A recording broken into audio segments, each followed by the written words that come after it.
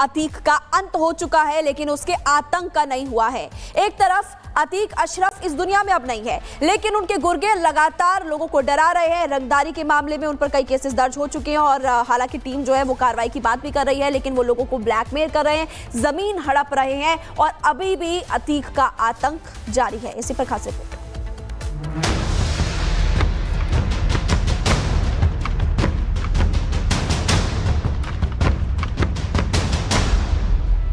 उत्तर प्रदेश के सबसे बड़े माफिया अतीक का तो अंत हो गया, लेकिन उसके गुर्गों का आतंक खत्म नहीं हो रहा।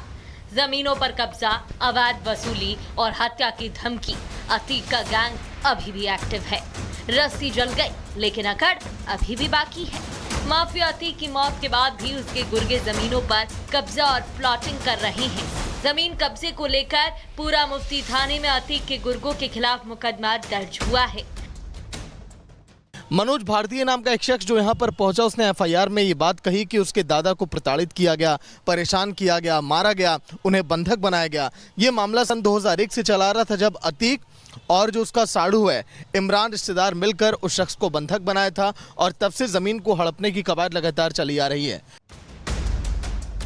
अतीक के साड़ू इमरान समेत 8 लोगों के खिलाफ 3 केस दर्ज किए गए हैं, जिसमें अतीक का बेहद करीबी रिश्तेदार आबिद प्रधान का दामाद खालिद जैद भी शामिल है। मार्च सन 2021 में जो जमीनें देखिए कुर्क की गई थी, उस पर कैसे यहाँ पर बड़े बड़े देखिए भूमाफियाओं ने इस पर कब्जा किया। अतीक के करीबियों ने, रिश्तेदारों ने, जिसको साड़ू कहा जाता है, जिसका नाम इमरान है। लेकिन अब बड़ी बात यह है कि देखिए यहाँ पर पूरी ये प्लॉटिंग कर दी गई, मकान ये बेच दिया गया। अब उन लोगों का क्या होगा, भोले भाले जिन्हें मकान ये बेचा गया, सवाल अब ये खड़े हो रहे हैं।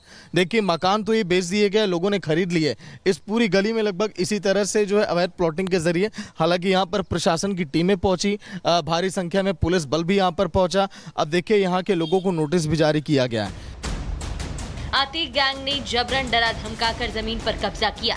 पीड़ित परिवार टूटी फूटी खपड़ैल वाली झोपड़ी में रहता है। 2 वक्त की रोटी के लिए भी मशक्कत करनी पड़ती है, लेकिन गरीब परिवार से उल्टा 5 करोड़ की रंगदारी मांगी जा रही है। ये जो मैं आपको घर दिखा रहा हूँ इस समय, देखिए खपड़ैल नुमा ये घर है। ऊपर आपको बांस बल्ली आपको लगी हुई दिखाई दे रही है, तिरपाल आपको दिखाई दे रहा है। अब ये जो घर है, इस घर के देखिए शख्स यहाँ पर मनोज हमारे साथ हैं। इनकी जमीन पर पहले अतीक के गुर्गों ने दावा किया कि हमारी जमीन है, उसके बाद 5 करोड़ की देखिए यहाँ पर फिरौती मांगी गई। अतीक के साथी अभी भी परिवार को धमकियां दे रहे हैं। जिस परिवार ने एफआईआर दर्ज कराई, हमने उनसे बात की। पीड़ित परिवार कैमरे पर रोने लगा। उन्हें डर सता रहा है कि अतीक के गुर्गे उन्हें मार देंगे। हम लोग अनपढ़ आदमी कुछ नहीं कह सकते हैं। गली गली पागले की तरह भटक रहे हैं ये जमीन के पीछे। उसी में जवाब बोते थे, खाते पीते हमारे लड़का, आज हमारे हाथ से छीन ली ये गुंडागर्दिश ने। अब क्या करें, आप लोग हमें न्याय दिए हुए, और क्या चाहिए आप हमको? हमको न्याय चाहिए, पैसे पे बस उनसे इंतजार है। अगर हम लड़ने लाए होते तो कभी हम फैसला कर लेते। हमको इंसाफ चाहिए। बेमौत मारे गए माफिया डॉन अतीक अहमद के गैंग का आतंक इतना कि तीसरी पीढ़ी अभी भी अपनी जमीन के लिए लड़ रही है और बस न्याय की गुहार लगा रही है। फोन भी आया था, जबरन मारे सर, बता रहा हूँ कि मारे मुझे ये मार्च के महीने मारे थे कि पैसा हमें दो, जमीन तभी दूंगा, नहीं तो नहीं दूंगा, और ज़्यादा बोलोगे तो मारे जाओगे। तो सर मैं रोज़ कमाने खाने वाले उनको 5 करोड़ रुपये कहाँ से दूँ? रोज़ मैं 450-500 कमाता हूँ, ईंटा गारा करता हूँ, लेबराई करता हूँ, कहाँ से दे पाऊँगा इनको? मैं इसी में कोर्ट से, न्यायालय से, सरकार से अपील करता हूँ, मुझे न्याय कर दीजिए सर। एक मुख्तारियाम जबरन इन लोग को मारपीट के कैसे भी कराया गया, वो मुख्तारियाम वैलिड रहा 10 मार्च 2003 तक। उसके बाद जिस व्यक्ति से निरस्त किया गया, उस 10 को निरस्त हो गया और उस व्यक्ति ने 16/4/2003 को बैनामा कर दिया।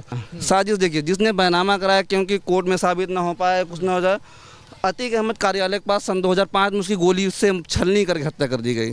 मुख्य साजिश करता चला गया और ऐसा षड्यंत्र रचा गया कि सन 2006 से अतीक अहमद के सगे साड़ू इमरान के नाम वो जमीन आ गई। तो जब माफिया का अंत हुआ, किसी भी प्रकार से इन्होंने हिम्मत जुटाई, कागजात हमने सर्च किए तो स्पष्ट पाया गया इनके साथ धोखा हुआ।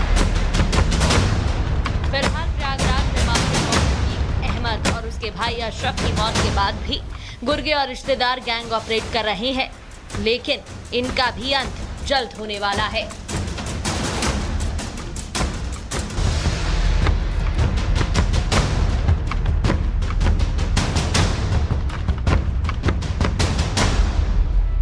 उत्तर प्रदेश के सबसे बड़े माफिया अतीक का तो अंत हो गया, लेकिन उसके गुर्गों का आतंक खत्म नहीं हो रहा।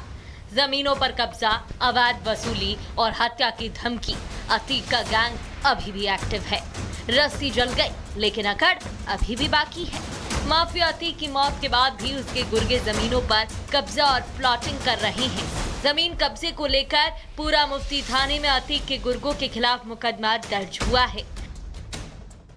मनोज भारतीय नाम का एक शख्स जो यहाँ पर पहुंचा, उसने एफआईआर में ये बात कही कि उसके दादा को प्रताड़ित किया गया, परेशान किया गया, मारा गया, उन्हें बंधक बनाया गया। ये मामला सन 2001 से चला रहा था, जब अतीक और जो उसका साड़ू है इमरान रिश्तेदार मिलकर उस शख्स को बंधक बनाया था, और तब से जमीन को हड़पने की कवायद लगातार चली आ रही है।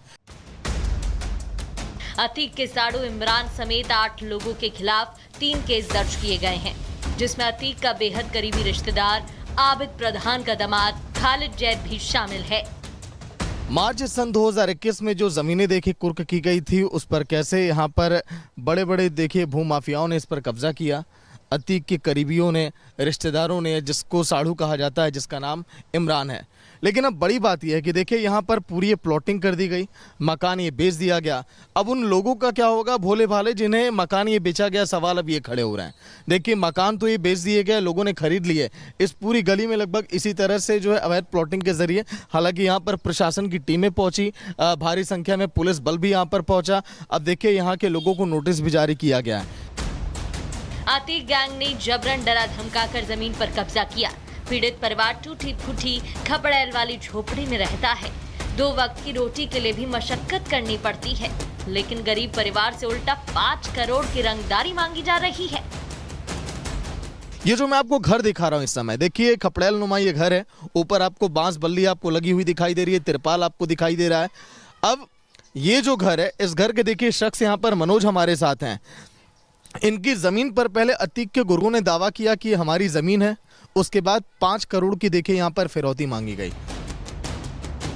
अतीक के साथी अभी भी परिवार को धमकियां दे रहे हैं। जिस परिवार ने एफआईआर दर्ज कराई, हमने उनसे बात की। पीड़ित परिवार कैमरे पर रोने लगा। उन्हें डर सता रहा है कि अतीक के गुर्गे उन्हें मार देंगे।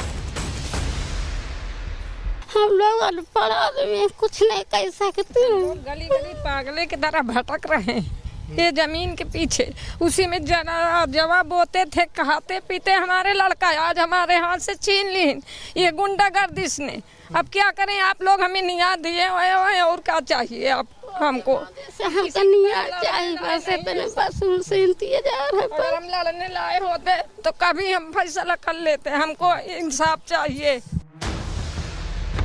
बेमौत मारे गए माफिया डॉन अतीक अहमद के गैंग का आतंक इतना कि तीसरी पीढ़ी अभी भी अपनी जमीन के लिए लड़ रही है और बस न्याय की गुहार लगा रही है। फोन भी आया था, जबरन मारे सर, बता रहा हूँ कि मारे मुझे ये मार्च के महीने मारे थे कि पैसा हमें दो, जमीन तभी दूंगा, नहीं तो नहीं दूंगा, अब ज़्यादा बोलोगे तो मारे जाओगे। तो सर मैं रोज़ कमाने खाने वाले उनको 5 करोड़ रुपये कहाँ से दूँ? रोज़ मैं 450-500 कमाता हूँ, ईंटा गारा करता हूँ, लेबराई करता हूँ, कहाँ से दे पाऊँगा इनको?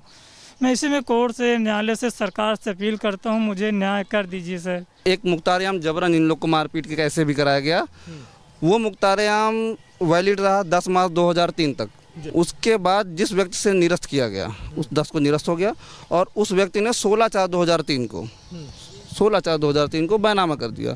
साजिश देखिए, जिसने बैनामा कराया, क्योंकि कोर्ट में साबित ना हो पाए, कुछ ना हो जाए, अतीक अहमद कार्यालय के पास सन 2005 में उसकी गोली उससे छलनी करके हत्या कर दी गई।